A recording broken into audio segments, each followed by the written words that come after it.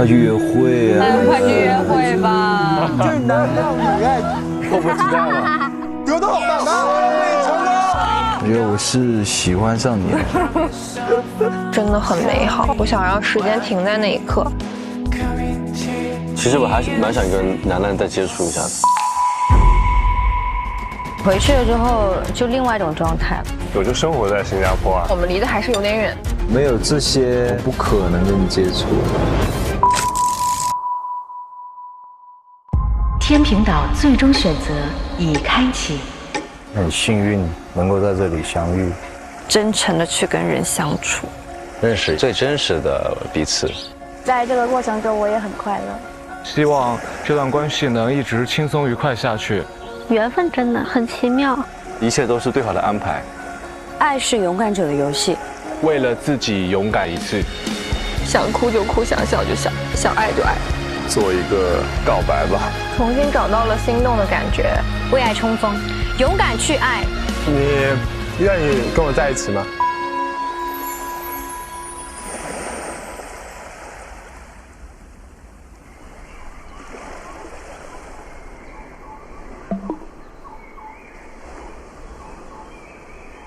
快来收拾行李吧！收拾收拾啊！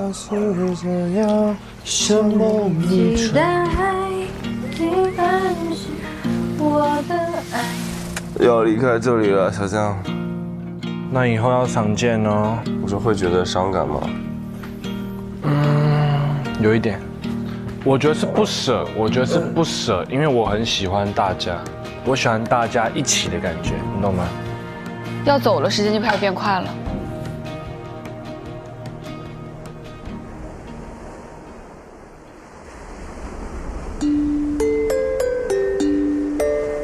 天也来了。各位岛民，今天是在天平岛的第12天，天平岛的故事即将画上句号，请所有岛民前往公寮区，共同开启天平岛的最后一天。我说这个天儿知道我们要走了，他都哭了，他心情不好。平常这个时间应该都是太阳直射我们的脸，然后皮肤就变黑。哟，你俩今天穿真搭呀！啊，我下午穿卡其色，靠近。恩雅穿黑色。OK， 完美。哇！哇哦！哇哦哇哦哇哦！哇哦！今天有布置哦。有心了。拉一把。哦，小花花。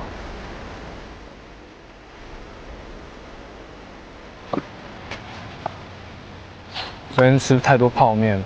我也是，我有罪。我喜欢你这对象。那边吧，那一起吧，我们。好的。啊，你坐这边。你坐。这是什么牛仔3连坐吗？杀牛仔3连坐啊！啊，我们下班了，我天，我就走了。今天我们将开启遗失的时间认领环节。平行时空之下是14条起始不同、地点不同、速度不同的时间轴。也许真的有某种魔力，让这些原本不同的轨道在这里交错。在此时此刻的坐标点回望，一同回顾那些重要的人生节点，也许能够惊喜地发现他们的焦点。现在是2014年，有2位男生突遭变故，生活被打破了滤镜。一位因为伤患改变了热爱的运动生涯，一位因为家庭变故，妈妈担起了家庭重担。妈妈的担当深深影响了自己。我是那个受伤的那个选手哦，就因为我一直是一个体育生的身份嘛，也是一个运动员嘛，然后有一次呢，在训练前我没有充分热身，然后在跑步的时候，突然间倒下，直接躺在跑道上面，然后我就爆哭，但我哭不是因为痛，是因为我得休息好几个月，这几个月里不能训练了。所以我觉得这个事情一定是一件很严肃的事情。所以你之前是长跑运动员吗？短跑100米短跑。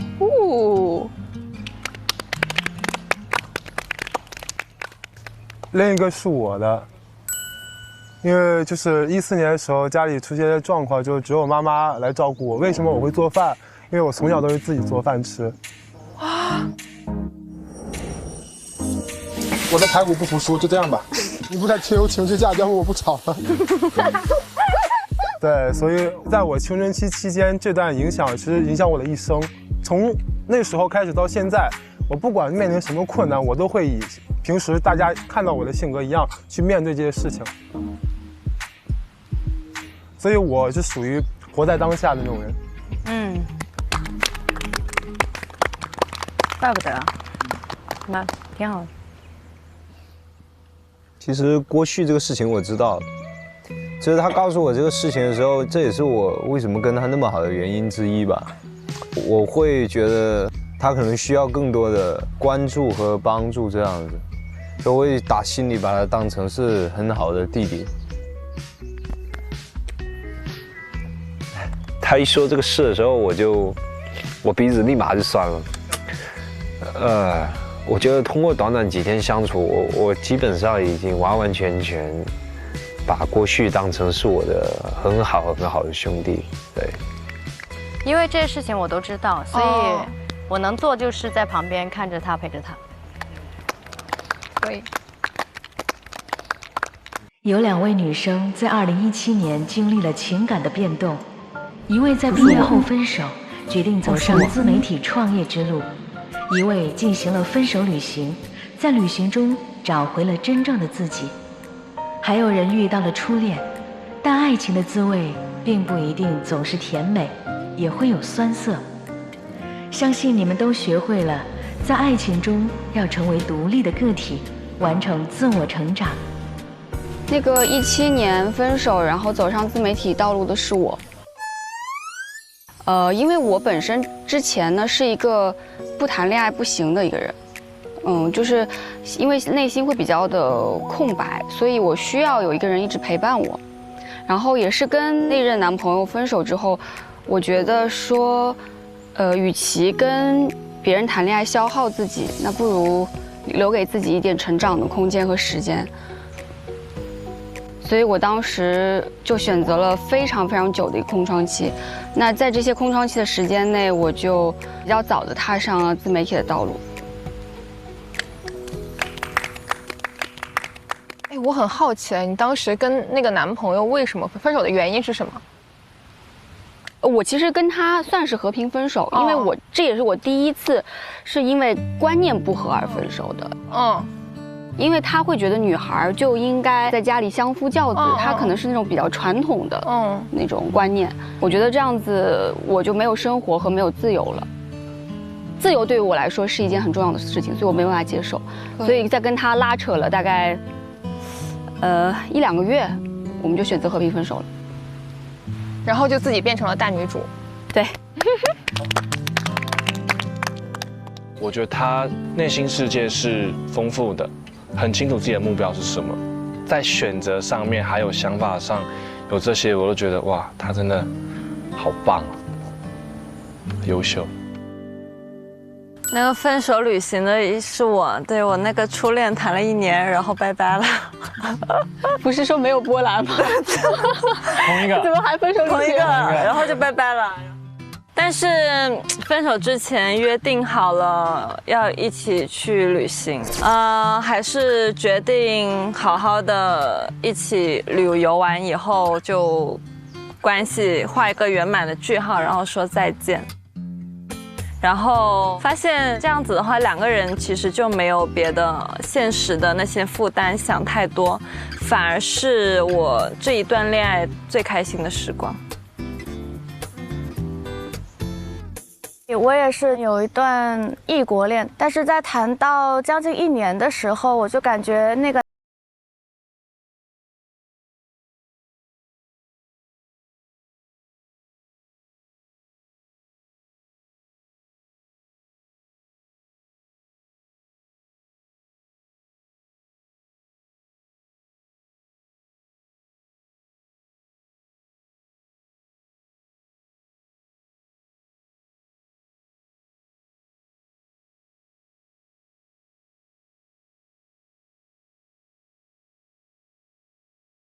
我也是有谈一段异国恋，算是我的恋爱初体验吧。然后把我从一个在感情里面非常主动的性格，然后变成了非常被动的性格。对，我是谈了一段恋爱，本身是要结婚的，2021年的时候就分手了。其实以前应该没有正儿八经去谈过恋爱，这段恋爱对我讲就是影响很大，非常大，让我知道怎么样去爱一个人，然后什么叫爱。我到北京，然后开启了一段新的校园生活。你知道，就是背井离乡，可能在情感上会有些需要寄托的这种情愫，所以我很快在进入学校的第1个月以后就进入了校园恋情里面。我觉得那个对我来说也是人生中很重要的一部分。多多，那你之前上学时候那种感觉在这里找到了吗？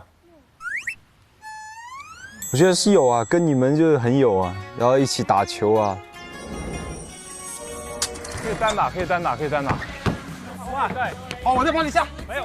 然后这种集体生活，真的都是在学生时代才有的这种生活模式。这里的感情是最真挚和纯粹的。确实。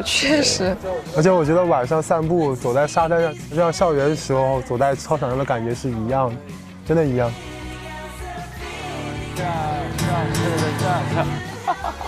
对。看到大家的面庞的时候，那种纯真的笑容、快乐，我没法想象，我们没有这样的生活环境，我们回到各自的岗位上去工作，那时候是一个什么心情？我会对那种情绪有一种恐惧。我觉得有这样的伙伴，我们相处这么多天，真的很美好，真的。2022年，有人参与屏幕首秀，遗憾没有展示最好的自己。我其实觉得那时候的我有点自负，所以我到现在都很后悔。但自从那之后，我就对每件事情都很认真，锁定目标之后就一定要做到。有人面对亲人离世，却遗憾没有更多的陪伴爷爷。学会告别，也是人生重要的一课。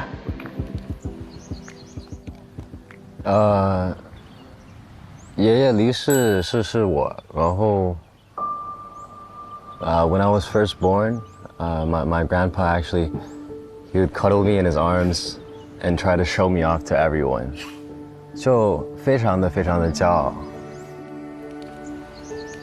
爷爷生病的那段期间，我是在加拿大那边留学，因为我妈也不想让我太过于担心，就跟我说，其实爷爷，就可能身体不太好，有点生病而已。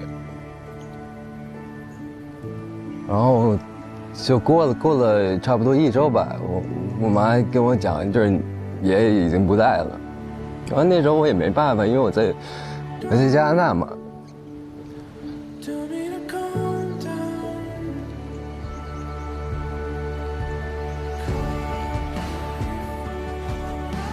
Sorry。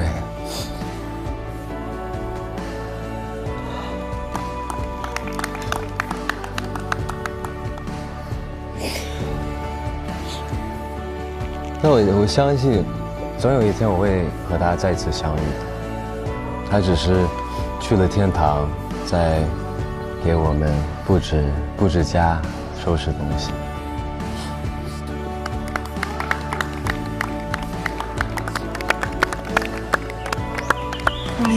没事，不用觉得抱歉。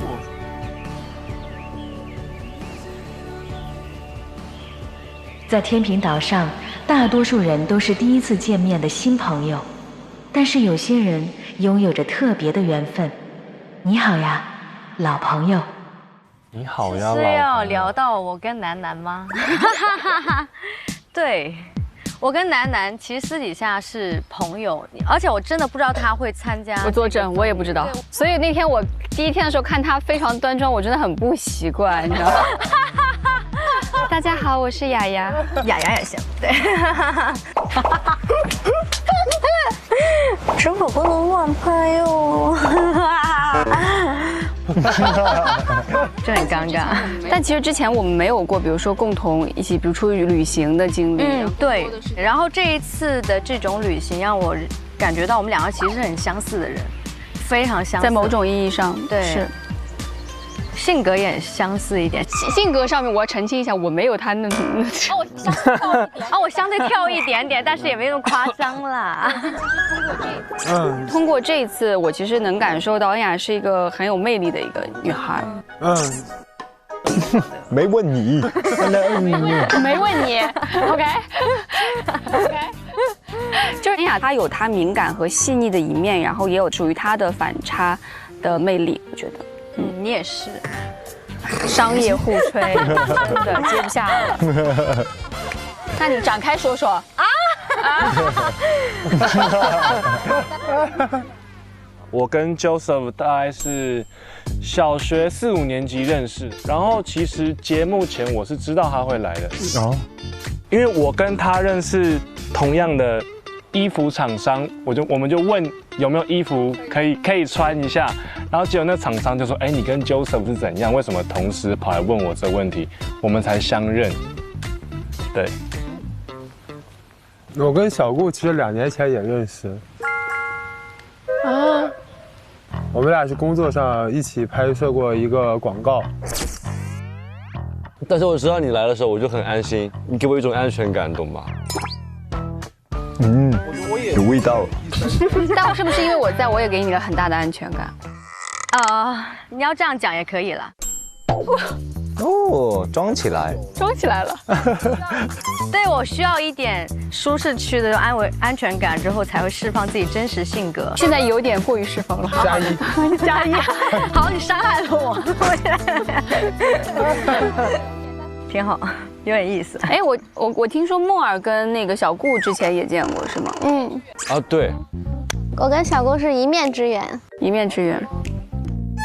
在我们来三亚的前一天晚上，我们一起去看了一个秀。我差点就跟他也有，我也差点就去了。但当时我们真的没有印象，太多人了。太多人。然后到了这里之后，才发现我们是有拍过合照的，就很有缘分这个事情。是的。就我跟 Summer 也见过一面之缘。你跟 Summer 也见过啊？对，我跟过去见过。真的好扯，真的太扯，真的很扯大家。刚来这个节目见他第一眼的时候，我就感觉好像咱俩见过。我说你在哪里常住？他说在北京。我说我1月份去北京出过差，去国贸健过身，然后我们俩就在那个健身房对上信息了。我们就在那个地方偶遇过，因为我对他的脸真的很有印象。请问为什么会有印象呢？因为太高了，我太高了。对，因为那个健身房就，健身房怎么了？怎么了？请问老师？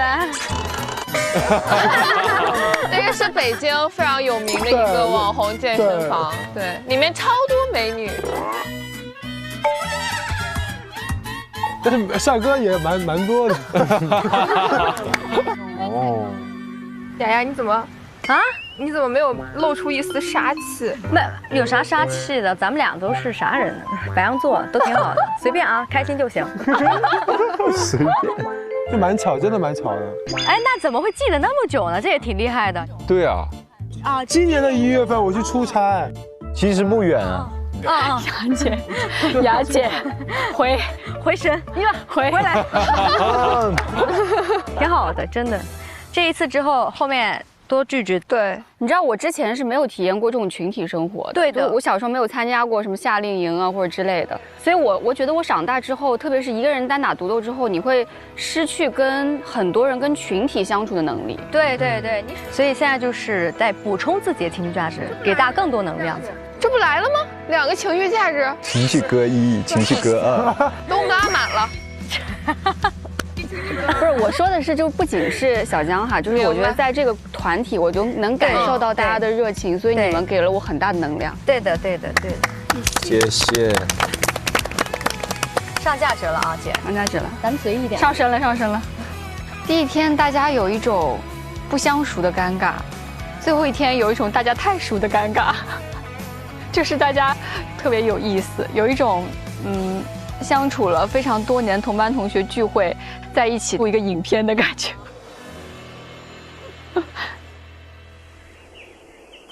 现在时间来到2024年3月29日，从爱的姿态为起点，你们正式开启了天平岛上的生活。一起干杯吧！干杯！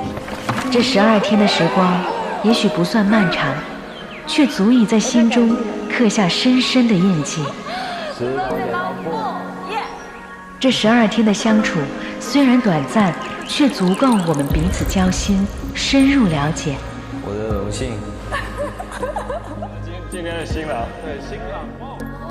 在这12天里，我们究竟经历了怎样的故事，收获了怎样的感动？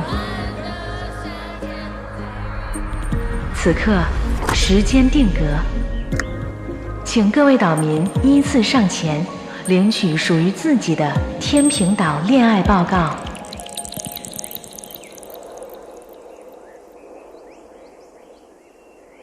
OK， 我去了。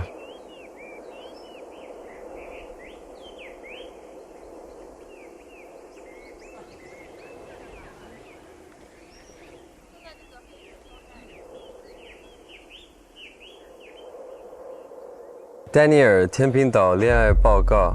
你好 ，Daniel。2024年3月29日，是你来到天平岛的第一天。我叫丹丹。这一天，你因为不适应新环境而崩溃。有人向你递来了善意。自此之后，你在天平岛的每一天都跟他形影不离。在天平岛的第5天，你拥有了一次特别的出岛约会，认识了新的女孩梦儿。但1天约会下来，你好像只在意自己的游泳姿势是否标准。还记得那次海边谈话吗？沟通或许会伴随着误会，但沟通总好过于误会。还记得那个日落绝美的黄昏吗？他说今天夕阳很美，所以我来找你玩了。你和他似乎拥有自动屏蔽外界的特异功能。别人在互诉衷肠，你们在聊猫罐头和猫条。你们是无话不谈的密友，还是心照不宣的恋人？相信你也一直在寻找内心的答案。你的天平岛精神，独宠。请查收你的天平岛关键词：脱线。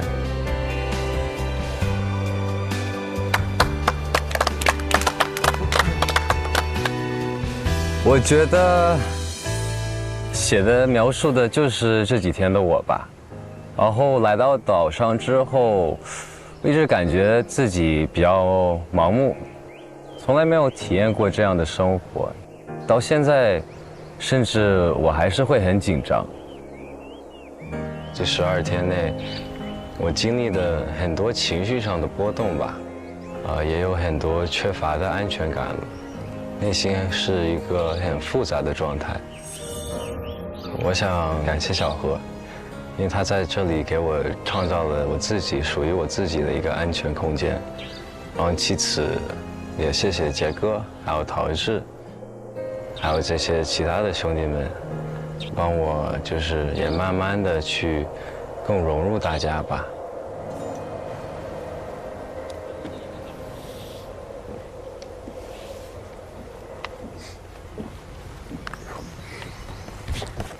何景逸天平岛恋爱报告。你好，何景逸，你是天平岛最先向别人伸出援助之手的人，相信你的关心不仅给了他抚慰，也得到了反馈。在天平岛的第2天，你靠着惊人的记忆力，在队伍劣势的情况下获得了翻盘胜利，也赢得了属于自己的主动选择权。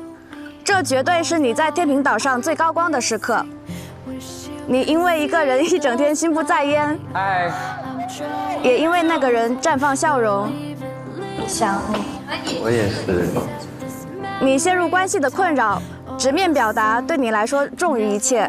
我内心很强势，我容不得一点沙子。敢爱敢恨的你，在你的天平上永远为他留有一席之地。爱情真的有点像龙卷风啊，来得很快，能否握住在于自己。享受瞬间还是追求永恒？你的答案会是什么？你的天平岛精神敢爱敢恨，你的天平岛关键词偏爱。好美！哇，我听得全身鸡皮疙瘩起来了。谁写的？真会啊！我也要来一条。会一个皮啊！我也要一条，我申请。哦，我鸡皮疙瘩死了。一封情书。哦，感动。是的。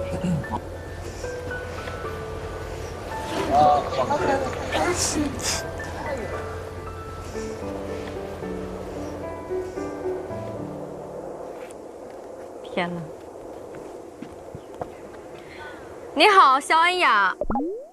在天平岛上度过12天中，你在搭档任务中获得1次胜利，从而你有了1次在岛外的约会。你这干什么？那一天你还算快乐吗？我也想喝。你搞个鬼！天平岛的岛民都在意他们的造型，而你别具一格，做了4天不洗头，为什么一定要 Q 这个问题？然后幸运的是，有人接受不了别人3天不洗头，却并没有嫌弃你，相反，你却经常对他翻白眼，次数过多。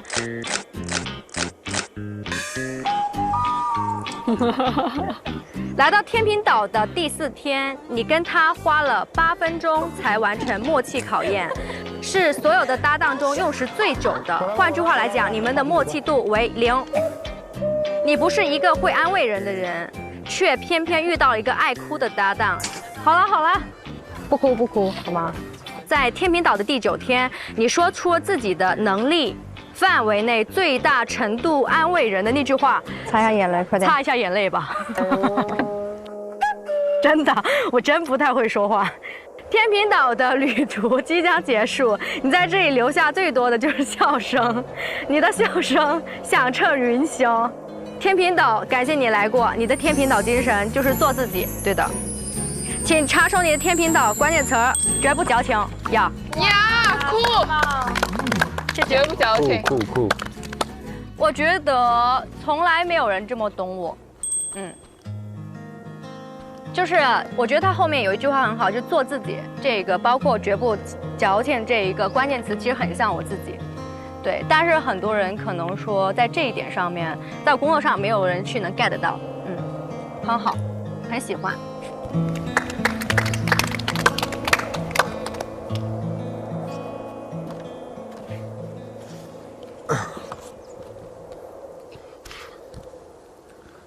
郭旭，天平岛恋爱报告。你好，郭旭，你或许不记得你在岛上遇见的第一个人是肖恩雅。Hello， 你好，你好，慢点，小心，慢点。你绅士手挽着他走过了你们第一段海滩之路，在后来的天平岛之旅中，你们是否再次重走？每天晚上都在走。上岛的第4天，你已经确定了自己的心动女生。我求求你了，我没有那么娇气，我求求你。那一天晚上11点半，你在天平岛上疯狂呼喊和寻找一个人的名字，从此你的天平也只为他一人倾斜。你坐哪？我在你旁边。姐姐，不行，快！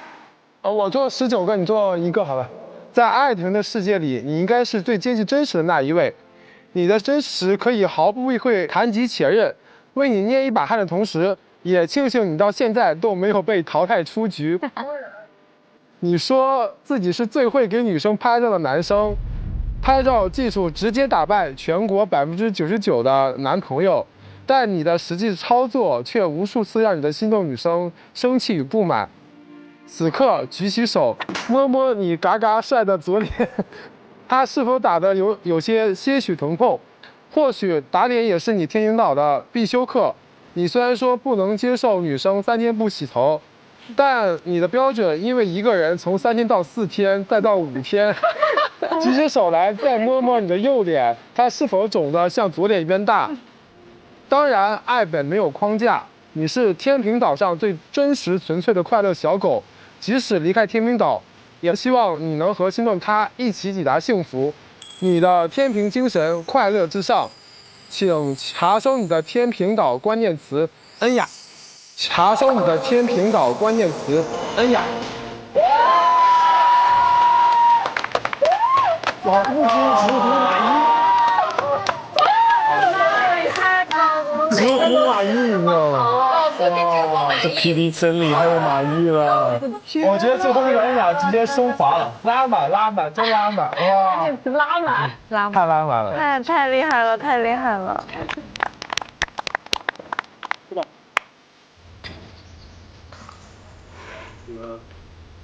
来喽。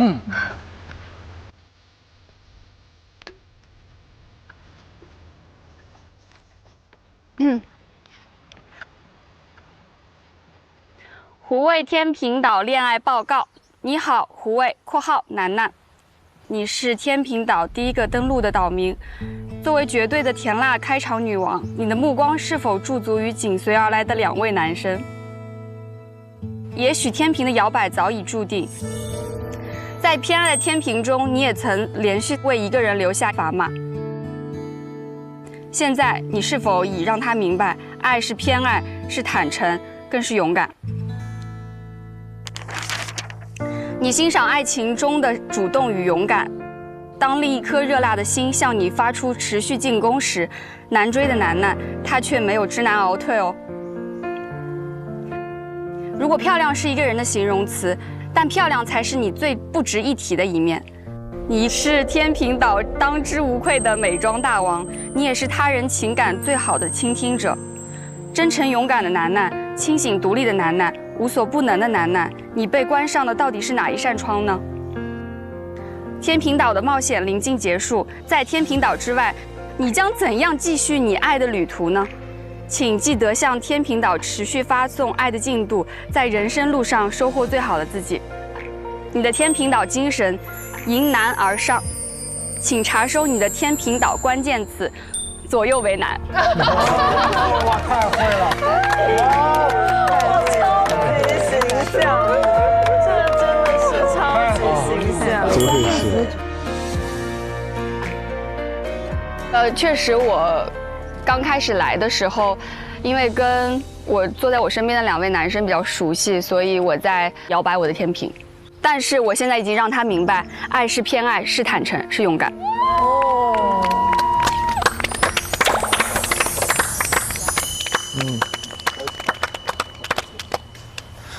好紧张哦。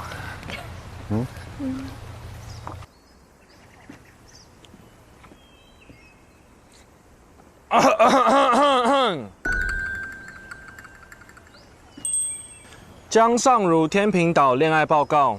你好，江尚如，还记得你初登岛的样子吗？不知不觉，你已经在天平岛上生活了12天。白天不懂黑的夜，夜的黑，五彩斑斓的黑，你的皮肤越来越黑。你在岛上认真生活的证据。我 PD 呢？一开始你说你是想赢就一定会赢得第1名的人，可是，在上岛的第2天，你就是因为没有赢得第1名，拥有了一个惴惴不安、彻夜难眠的糟糕夜晚。得知楠楠出岛约会的消息，你的表情仿佛是不可置信，加上被人插刀的双拼。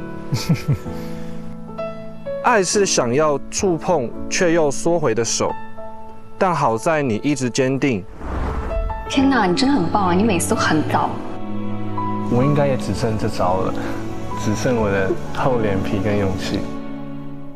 突然获得的心形巧克力，哦，好好吃哦！游戏间隙中的专属补妆师，你在这些行动中寻找对方对你的心动痕迹。在第7天的时候，你终于赢得了比赛，也获得了一次浪漫快乐的岛外约会之旅。哎，兄弟！妈，我要约会了！那一天，你说了3次你好美，4次你很好。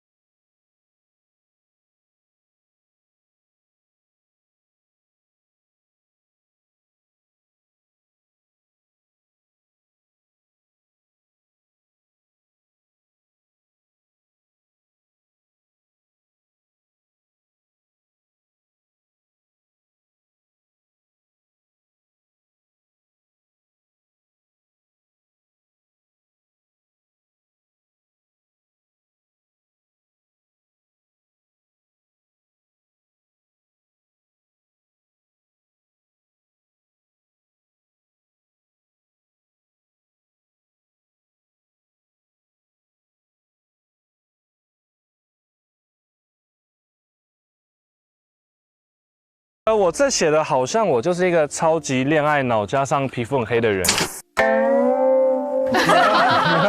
是这样的。恋爱脑知不知道黑是？黑反正是挺。其实我特别舍不得今天，我觉得也不是难过，是舍不得，因为我觉得我是真的打从心里很喜欢大家相处在一起的感觉，不管是吃饭、玩游戏，甚至是约会，我就很喜欢大家聚在一起的那个能量。我觉得最后一天其实还蛮那个的，对。谢谢你，我们也很喜欢你。我也喜欢。小心哦。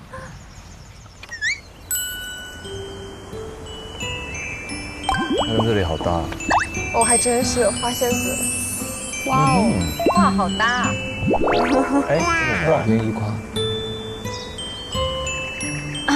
翁凡熙，天平岛恋爱报告。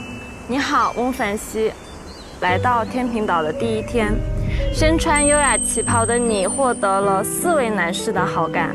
不知道你当时想的是姐的魅力真高，还是想逃离荒岛？你从来不会缺席每一天的午觉，从你身上我们才知道，原来美丽需要睡一个好觉。你总是奔走在围观别人恋爱的第一线，哪里有瓜哪里就有你的犀利提问。天平岛的新闻女王非你莫属。在天平岛生活的日子里，你总共经历过3次岛内约会，从第1次3人的抓马现场到第2次2人的岁月静好，我头发一甩，没有任何感情烦恼。而最后一次岛内约会，是否留下了属于你的独家记忆？出岛任务中，你以0胜率成为岛内唯2没有出岛约会的女生。每次公布出岛名单，吹响的不是恋爱的号角，而是你折断的臂膀。他们说爱比被爱更幸福，你说被爱比爱更幸福。爱与被爱都不如相爱。你做好相爱的准备了吗？你做好相爱的准备了吗？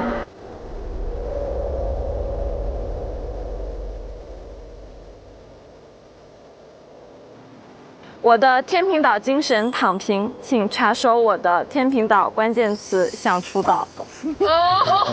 出岛。出岛。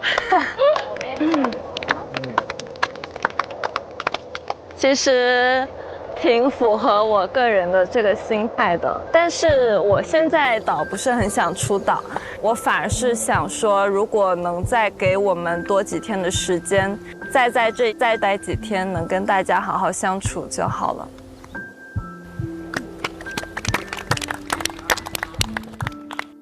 出发，出发，出发，出发。多多好酷。郑德栋天平岛恋爱报告，你好，郑德栋（括号多多）。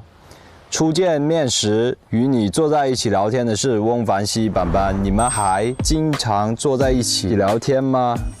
第一次见这么多不算很漂亮的人类。人类。上岛的第3天，你迎来了第一次岛内约会，还记得那时他为你变的魔术吗？再给你变个魔术。还有魔术。在偏爱的天平中，你每次都有给同一位异性投票，他是谁我们就不说了。在天平岛的生活中，你共计出岛0次，是一名尽职尽责的守岛人。岛主。作为岛上唯一的本地哥，你多次提到吃瓜的快乐。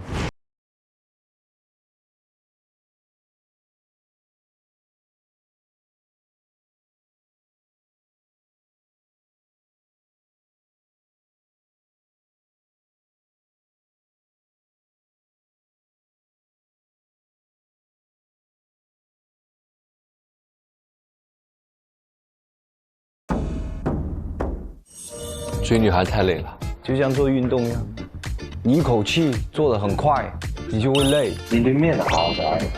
哎，每段旅程都有遗憾，好吗？别叫军师啊，叫月老就行。那你肯定没有想过，你也会被其他人吃一次瓜。你虽然没有出岛，但还是拥有了所有岛民为您准备的最独特的专属约会。现在的你应该不留遗憾了吧？多多希望你一直可以用吃瓜的心态面对这个世界，向前走不回头。你的天平岛精神吃瓜，你的天平岛关键词恋爱军师。一个恋爱军师，一个想出岛。我觉得吃瓜真的太符合他了。吃瓜，确实，我拿到这份恋爱报告，我就感觉其实吃瓜这个确实是我的天平岛的精神，但是我觉得我的天平岛关键词其实也可以用吃瓜来形容了。在跟大家夜聊的时候就获取这种瓜源了。对，然后这12天的生活非常梦幻。最大的收获就是你们几个好兄弟。我去。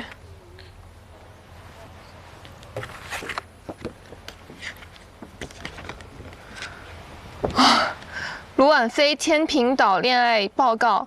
上岛后的第一次海岛生存战，你和你的游戏搭子张欣输了游戏，赢了火锅。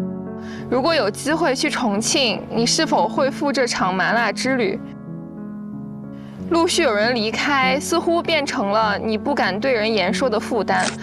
面对无法开口念出的离别信件，外表高冷的你第一次在天平岛落泪，也让我们看到你内心里的小女孩。也许是这些压力，让之后你的岛内生活一直忙着生存。在别人看来，这是一场恋爱。对于你来说，却是一次不希望有人缺席的冒险。感谢长椅上的那一轮橘红色落日。让我拉你吗？第一次感觉这边这么美。对。它让你卸下了新的盔甲，让你出现了粉红色的泡泡。3次搭档任务中，你和他组队了2次，作为最佳拍档。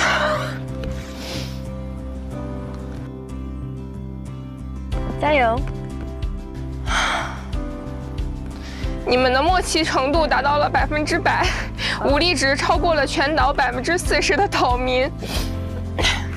你总共约会了3次，选择有让你心动的彼岸更清晰吗？你爱的人还是爱你的人？摇摆的天平两端，总要做出选择。你就是夏天，永远鲜活，肆意张扬，明媚绽放。你的天平岛精神，生存；你的天平岛关键词，不抛弃，不放弃。生存，还很认真在天平岛哎。就是我没来之前，就是非常的被动，我只会注意到喜欢我的人，就是不会自己去主动的，就是接近一个人啊，或者是主动了解一个人。但是我看到身边发生的故事，真的是勇敢的人先先得到爱情。我就觉得我可能以后会在感情里面会变得稍微主动一点点，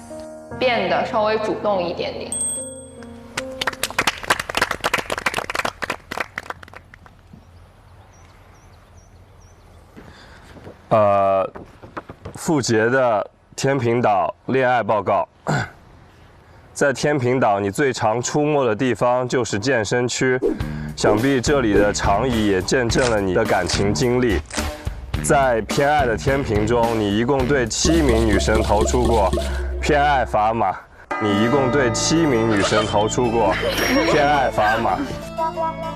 希望你的心在这片波涛海域最终能够靠岸。海王，同时，你一共获得了22份心意，打败了96.11%的男生。散发魅力的方式可以教大家一下吗？被赋予众望的双开门杰哥，据不完全统计，你的游戏胜率仅为20%。在最后一次出岛约会的游戏中，凭借对手放水和队友给力而躺赢。3次出岛机会，你共出岛1次。难得私聊的机会，有好好跟他表明心意吗？现在你想牵着手的人会是他吗？你的天平岛精神，见人不如见身。请查收你的天平岛关键词：端水。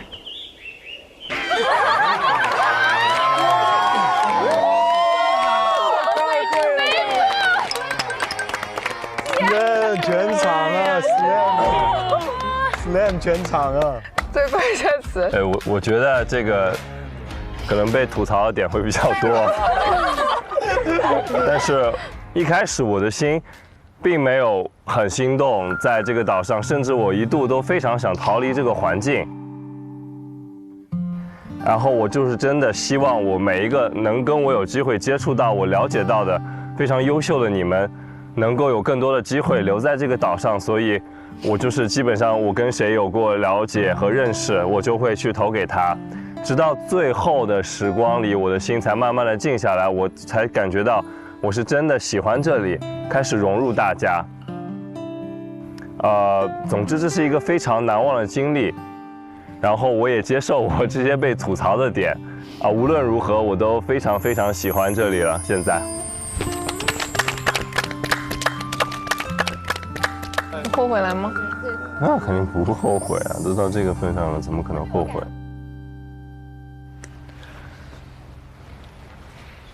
来吧，我们陶志哥。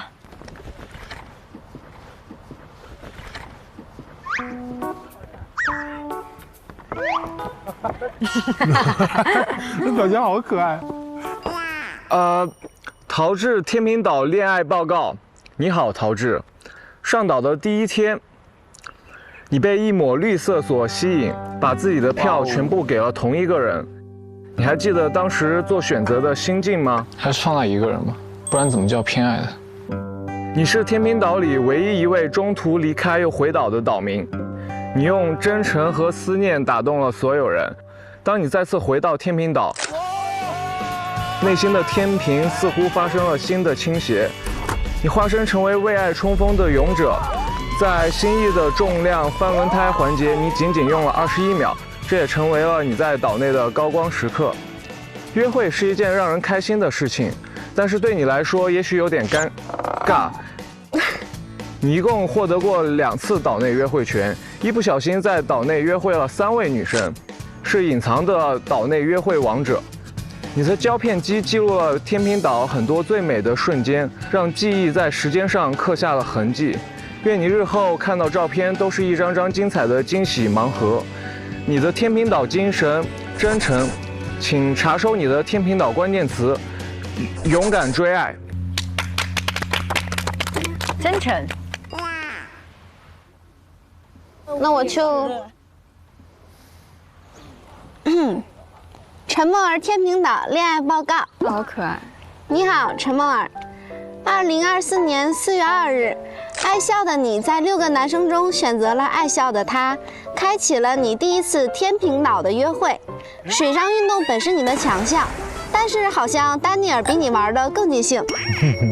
在岛上的8天里，你做每件事都很尽力。游戏的时候认真游戏，干饭的时候认真干饭。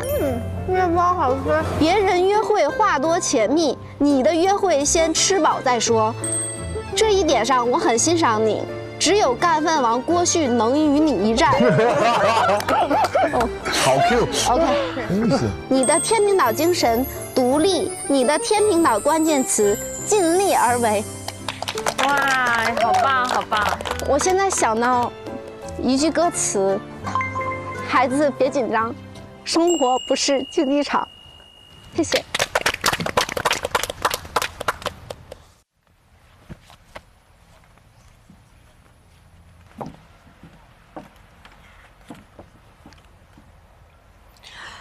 陈梦佳天平岛恋爱报告。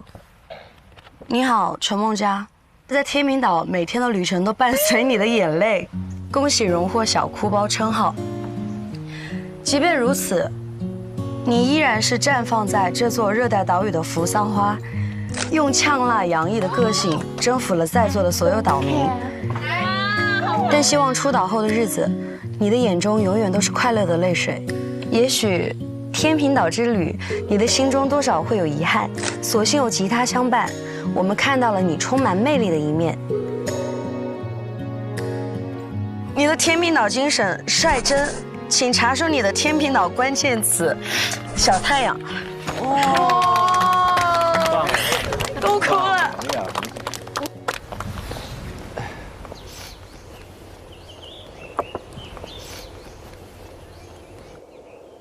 顾正祥的天平岛恋爱报告。你好，顾正祥。初登岛时3人的相遇，仿佛是你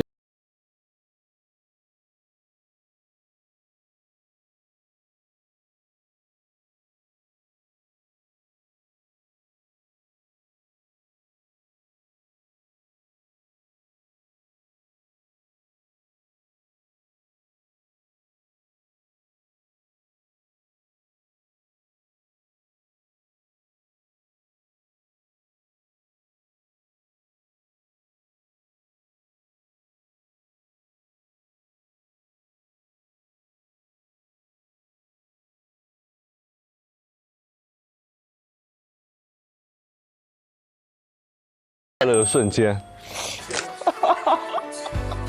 是这样吗？是这样吧？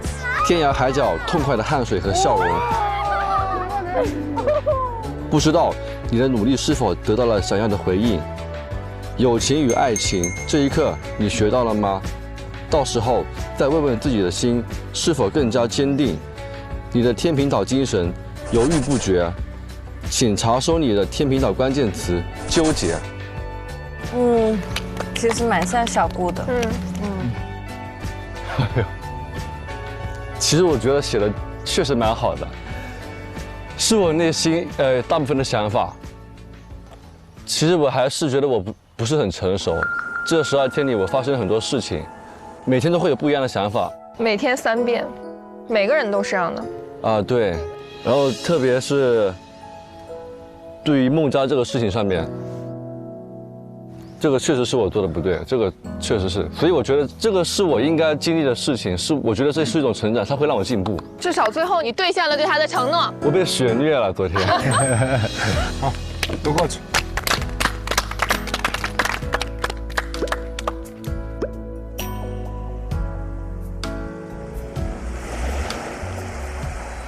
啊，我会怀念这个地方的，我会怀念这个餐厅的。对，我也会。它见证了我的爱情。我们喊话吧，好吗？好。陈梦佳，下次打桌球我一定赢你。顾振祥，不可能的。不要再想那么多了，活得洒脱一点。要做最勇敢的人。楠楠，楠楠，我喜欢你，我喜欢你。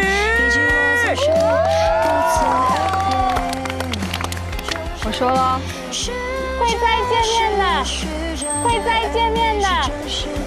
郭旭，郭旭，下次做饭少放点盐，少放点盐。小雅，我喜欢你，我喜欢你，你要跟我在一起吗？我终于可以离开这个鬼地方了。见字如面，我们江湖再见吧。我要永远开心快乐，以后我要主动一点。大家还是要继续勇敢的做自己。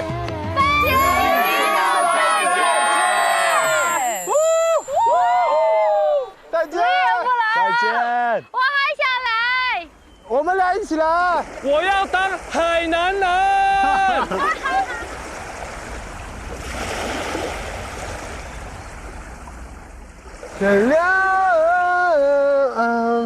我去换衣服去了。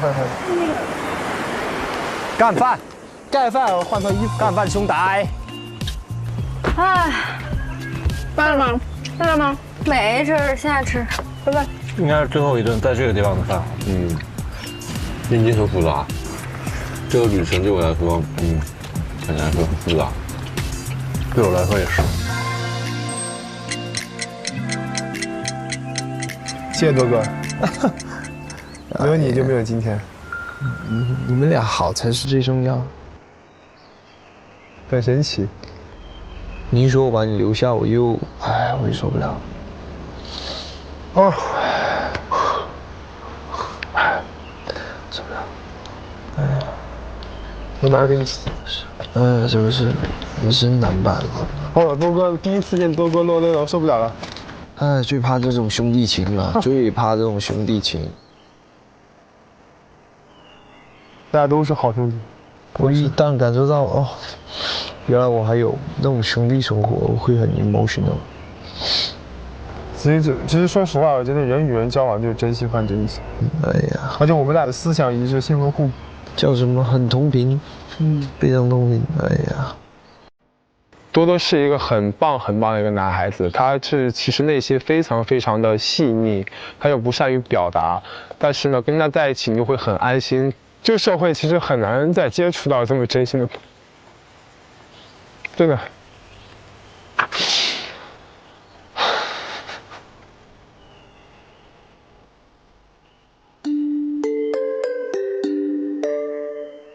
今天是在岛上的最后一天，你是否已明确自己的心意？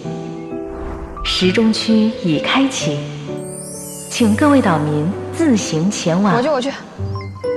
做出自己是否要表白邀约的选择。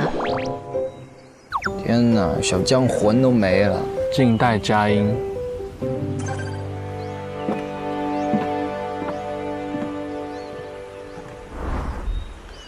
亲爱的岛民，你好，今天是在天平岛上冒险的最后一天，你是否已明确心意？表白邀约卡片已经为您准备好了。若你心中已有答案，那就拿起笔写下他的名字。写下名字就意味着下个环节邀请对方前来赴约，男女互选算作男生邀约女生。如果你选择放弃表白邀约，请关上盒子，返回帐篷去。在天平岛最后一天，你的心为谁倾斜？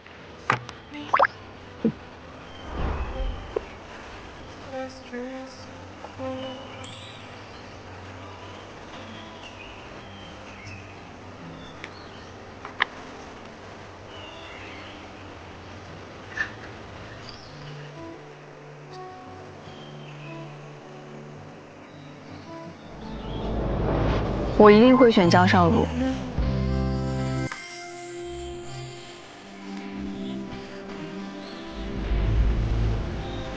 OK， 张尚儒，他一定会选我啊，不然他从一而终的 all in 我，为什么？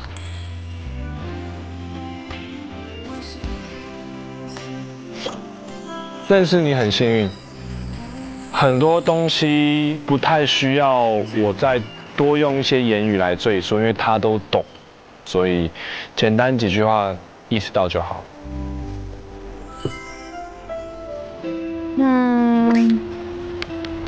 写字上面。好。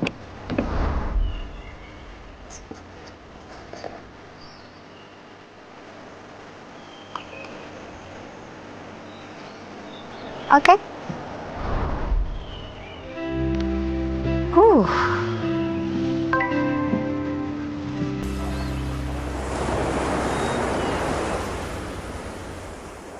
势均力敌的我们收官大结局啦！7月17日超长花絮，7月18日收官特别企划，岛民 reaction 大结局，7月19日 CP 生活 vlog，SVIP 会员抢先1天看，收官狗粮吃到撑。